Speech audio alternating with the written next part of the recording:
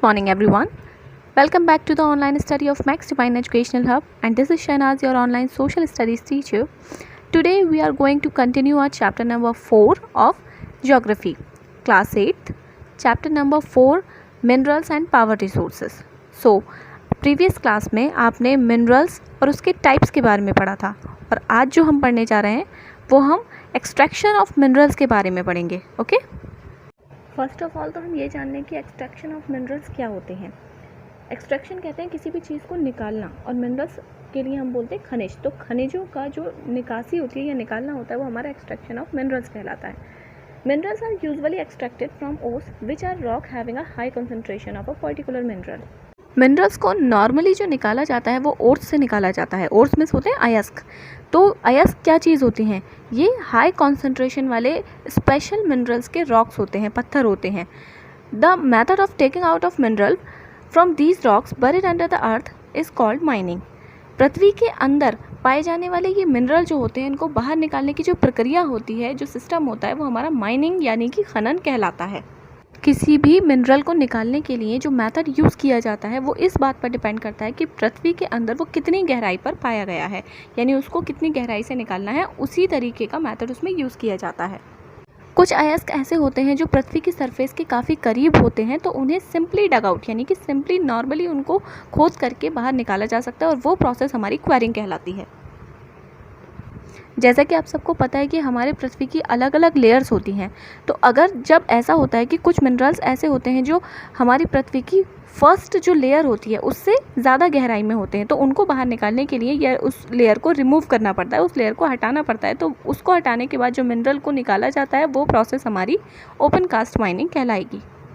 Okay, I think इतना आपको समझ आ चुका होगा. Now turn your page. अभी तक तो आपने सिंपली क्वेरिंग और आपका ओपन कास्ट माइनिंग के बारे में पढ़ा आपने. अब यहाँ पर जो बात करेंगे हम, इसमें होगा कि कुछ मिनरल्स ऐसे होते हैं जो बहुत ज़्यादा गहराई में पाए जाते हैं. उसके लिए हमें गहरे खुदाई करनी पड़ती है. तो वो जो प्रोसेस होती है वो हमारी डीप शैफ्ट माइनिंग कहलाती है. Deep shaft mine has many underground chambers.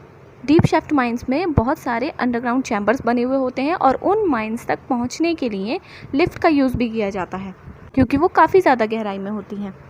इसके अंदर अब हमारी एक और प्रोसेस होती है, वो होती है ड्रिलिंग. ड्रिलिंग के लिए क्या करना होता है कि जो पेट्रोल है, नेचुरल गैस है, ये हम सभी को पता है कि पृथ्वी की सरफेस के बहुत ज़्यादा गहराई में ये पाई जाती हैं. तो डीप वेल्स इसके लिए बनाए जाते हैं, गहरे गहरे कुएँ खोदे जाते हैं और उसके थ्रू इसको निकाला जाता है. तो वो प्रोसेस हमारी ड्रिलिंग कहलाती है. अब बात आती है प्लेजर डिपॉजिट्स के बारे में. हैवी मिनरल्स जो होते हैं, भारी खनिज जो होते हैं, वो चट्टानों से निकलने के बाद इसके छोटे छोटे पार्टिकल्स कभी कभी नदी के किनारों, समुद्र के किनारों या समुद्र तट पर रुक जाते हैं. और ऐसे खनिज जो होते हैं वो बहुत ज़्यादा वैल्यूएबल होते हैं, और इनको ही हम प्लेजर डिपॉजिट्स के नाम से जानते हैं. इनमें ज़्यादातर जो पाए जाते हैं वो सोना, तांबा, टिन या हीरे इसमें इंक्लूड होते हैं. मोस्ट ऑफ जो मिनरल्स डिपॉजिट्स होते हैं वो ज़्यादातर लैंड फॉर्म्स पर डिपेंड करते हैं कि किस टाइप के रॉक्स में वो पाए जाते हैं या किस जगह पर पाए जाते हैं. जनरली जो मेटेलिक मिनरल्स होते हैं उसमें आयरन पाया जाता है, मैग्नीज, कॉपर, और ये सारे ओल्ड प्लेट्स कंपोज्ड ज़्यादातर मुख्य रूप से मेटामॉर्फिक रॉक या इग्नियस रॉक्स में पाए जाते हैं. तो जो हमारे मेटालिक मिनरल्स होते हैं जैसे कि हमारा आयरन है, मैग्नीज है, कॉपर है, ये सब किस में पाए जाएंगे? ज़्यादातर मेटामॉर्फिक या इग्नियस रॉक्स में. और इसके अदर जो प्लेन या यंग फोल्ड माउंटेन्स होते हैं उनमें सेडिमेंट्री रॉक्स पाए जाते हैं, और वहाँ पर नॉन मेटालिक मिनरल पाए जाते हैं जैसे कि आपका लाइमस्टोन होता है, या फिर इसमें फ्यूल भी पाए जाते हैं, mineral fuels. Now come to the next point, distribution of minerals in the world. दुनिया में जो मिनरल्स पाए जाते हैं उनका डिस्ट्रीब्यूशन किस टाइप से किया गया है, या कहाँ पर कितने मिनरल्स किस जगह पर पाए जाते हैं, उसके बारे में हम पढ़ेंगे. Now let's study the distribution of minerals in different continents. Continents means होता है महाद्वीप. तो अलग अलग कॉन्टिनेंट्स में जो डिस्ट्रीब्यूशन है मिनरल्स का, उसके बारे में हम डिस्कस करते हैं, जिसमें सबसे पहला आपका जो कॉन्टिनेंट आएगा वो आएगा एशिया. वर्ल्ड में एशिया के अंदर लगभग 3/5 हिस्सा ऐसा है जहाँ पर मिनरल्स पाए जाते हैं. यानी कि वर्ल्ड का अगर हम पूरा देखें तो उसमें 3/5 पार्ट जो होगा वो एशिया का होगा, जहाँ पर ये मिनरल हमें मिल रहे होते हैं. जैसे कि इंडिया, चाइना, साइबेरिया, यहाँ पर भी बहुत ज़्यादा मात्रा में ये सारी चीज़ें पाई जाती हैं. इसके अदर पेट्रोल भी यहाँ पर काफ़ी मात्रा में रिजर्व रहता है. यहाँ पर पाया जाने वाला मिनरल जो होता है यानी जो पेट्रोल है, तो वो लगभग पूरी दुनिया में 2/3 हिस्से के लिए काफ़ी होता है. इंडिया और चाइना यहाँ पर बहुत मात्रा में आयरन ओर्स के डिपॉजिट्स भी पाए जाते हैं। एशिया में बहुत मात्रा में यहाँ पर बॉक्साइट, लेड, जिंक भी पाया जाता है और एशिया सबसे अच्छा प्रोड्यूस जो करता है वो टिन का भी होता है। इसके अदर नॉन मेटालिक मिनरल भी यहाँ पर पाए जाते हैं, जैसे कि asbestos, mica and rock salt. ये भी यहाँ पर काफ़ी मात्रा में अवेलेबल रहता है एशिया के अंदर। अब बात करते हैं अपने अगले कॉन्टिनेंट की, Europe. It has abundant resource of hard and soft coal. यहाँ पर हार्ड और सॉफ्ट दोनों टाइप का कोयला पाया जाता है। यूरोप में आयरन भी पाया जाता है, बट उसका लगातार जो एक्सट्रैक्शन होता रहा, लगातार जो उसका निकाला जाना था, तो उसके बाद में उसको इस्तेमाल में किया गया और इसी वजह से वो ज़्यादा बड़ा प्रोड्यूस यहाँ पर नहीं कर पाता है। निकल, टाइटेनियम, मैग्नीज और लीड, जिंक, ये सभी ईस्टर्न यूरोप में या यूरोपियन रशिया में पाए जाते हैं। अब बात करते हैं नॉर्थ अमेरिका की। नॉर्थ अमेरिका को 3 पार्ट्स में मिनरल जोन में डिवाइड किया गया है।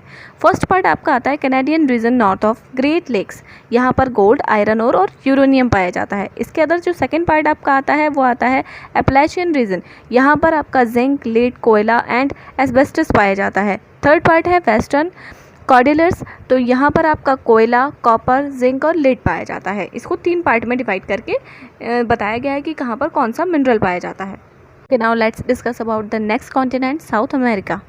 The leading producer of high grade iron ore in the world is Brazil. Brazil में सबसे ज़्यादा अच्छी क्वालिटी का क्या पाया जाता है? Iron. Copper is found in large quantity of Chile and Peru. यहाँ पर ज़्यादातर 1/4 हिस्सा दुनिया का ऐसा है जो कि कॉपर पाया जाता है यहाँ पर। इसके अदर टिन भी यहाँ पर काफ़ी मात्रा में ब्राज़ील में पाया जाता है और लार्ज क्वांटिटी में यहाँ पर ऑयल भी पाया जाता है और इसके साथ ही साथ नेचुरल गैस भी पाई जाती है। अब आता है अफ्रीका। अफ्रीका में सबसे ज़्यादा जो मिनरल रिसोर्सेज हैं वो लगभग पूरी दुनिया का 1/3 पार्ट में 46% यहाँ पर डायमंड का प्रोड्यूस होता है, 89% प्लेटिनम और 81% क्रोमियम, साथ में 60% कोबाल्ट यहाँ पर लगभग पाया जाता है अफ्रीका के अंदर।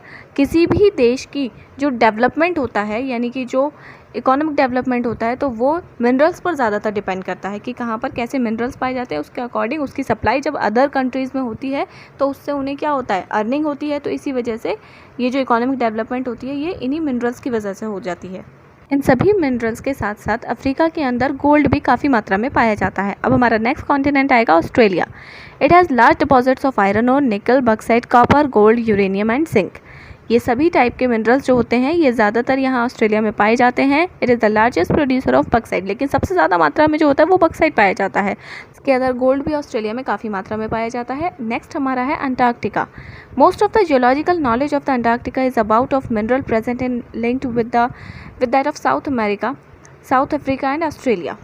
अंटार्कटिका के बारे में जियोलॉजिकल जो नॉलेज है वो ज़्यादातर वहाँ पर कितने मिनरल प्रेजेंट है या किस टाइप से किस जगह पर प्रेजेंट है, तो वो साउथ अमेरिका, साउथ अफ्रीका और ऑस्ट्रेलिया से ही लिंक्ड है। जबकि अंटार्कटिका में यहाँ पर भविष्यवाणी की जाती है इस बात की कि यहाँ पर बहुत ज़्यादा मात्रा में मिनरल्स पाए जाते हैं, बट यहाँ पर उनका एक्सट्रैक्शन यानी उनको निकालना या फिर उनका ट्रांसपोर्टेशन यहाँ से, क्योंकि रोड भी ऐसा होना चाहिए कि वहाँ से मिनरल्स को ईजिली एक जगह से दूसरी जगह ले जाया जा सके, तो यहाँ का जो ट्रांसपोर्टेशन सिस्टम रहेगा वो बहुत ज़्यादा कॉस्टली होता है। इसीलिए यहाँ से मिनरल्स को निकालना या ले जाना किफ़ायती नहीं होता। किफ़ायती इकोनॉमिकल मीन्स कहते हैं मतलब बेनिफिशियल नहीं रहेगा।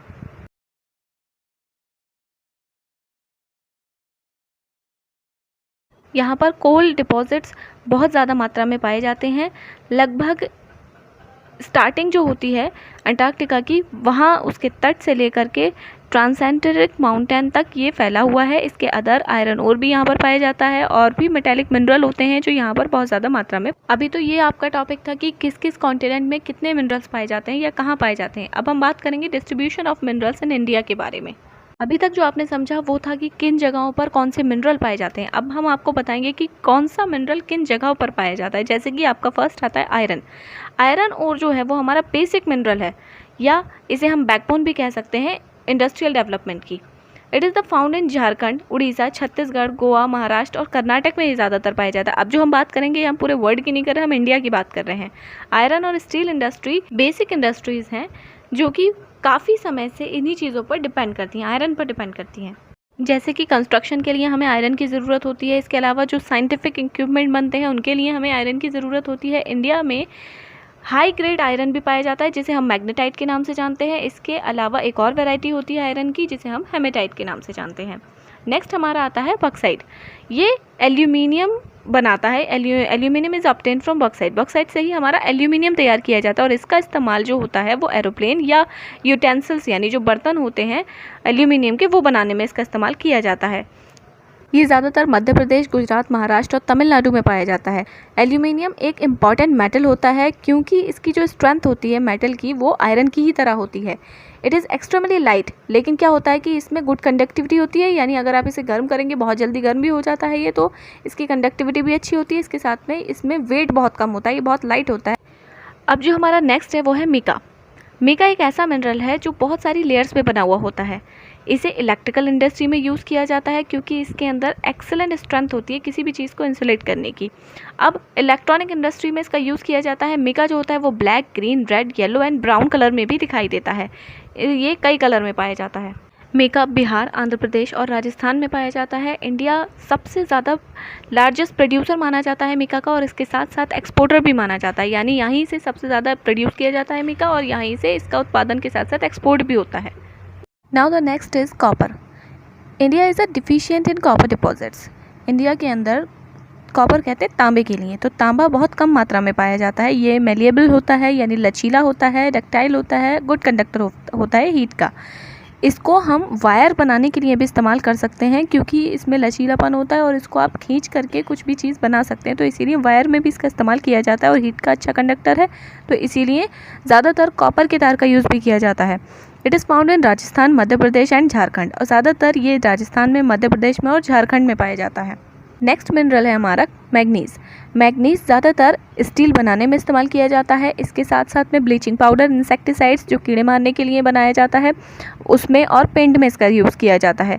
ये जो पाया जाता है वो ज़्यादातर उड़ीसा, महाराष्ट्र और कर्नाटक, आंध्र प्रदेश में पाया जाता है। Now the next mineral is limestone. It is a basic raw material for the cement industry.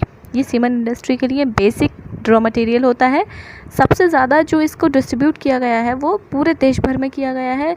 यहाँ पर ये बिहार में, झारखंड, मध्य प्रदेश, छत्तीसगढ़ और राजस्थान में पाया जाता है। नेक्स्ट आता है हमारा गोल्ड। ये ज़्यादातर ज्वेलरी बनाने में यूज़ किया जाता है। ये कर्नाटक में कोलार गोल्ड माइन में पाया जाता है। They are among the deepest mines in the world.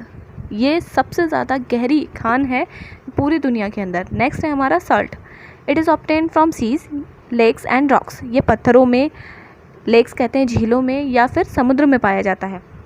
India पूरी दुनिया के अंदर सबसे ज़्यादा नमक का उत्पादन करने वाला और उसको एक्सपोर्ट करने वाला देश है। नेक्स्ट आता है हमारा silicon. It is used in the computer industry. इसका इस्तेमाल कंप्यूटर इंडस्ट्री में किया जाता है and is obtain from quartz. और ये कहाँ पर पाया जाता है? क्वार्टज में पाया जाता है। नेक्स्ट जो हमारे पावर रिसोर्सेज होंगे ये हम अपनी अगली वीडियो में यानी कि अपनी अगली क्लास में पढ़ेंगे। आज के लिए बस इतना ही। You can concern all your queries and doubts related to this chapter only during your class time on my personal number 8077673415। As you all know कि अगर आपको कोई भी क्वेरी है, कोई डाउट है तो उसे कंफर्म कर सकते हैं आप मुझे मेरे पर्सनल नंबर पर 8077673415 पर। Okay, take a look on the homework. Explain any one paragraph. कोई भी एक पैराग्राफ आपको एक्सप्लेन करना है इस चैप्टर का जो मैंने आपको एक्सप्लेन किया है, और उसे अपने वॉइस मैसेज में, वॉइस नोट में मुझे सेंड करना है। और अब बात कर लेते हैं कि आपको होमवर्क कब तक सेंड करना है। होमवर्क आपको मुझे कल सुबह 8 बजे से पहले मेरे पर्सनल नंबर पर सेंड करना है। ओके, और होमवर्क आपको सेंड करना कंपलसरी है। एज यू ऑल नो कि आपकी जो अटेंडेंस है वो उससे मार्क की जाएगी। आई होप चैप्टर आपको समझ आया हो अच्छे से। Now it's time to say goodbye. Thank you, see you soon.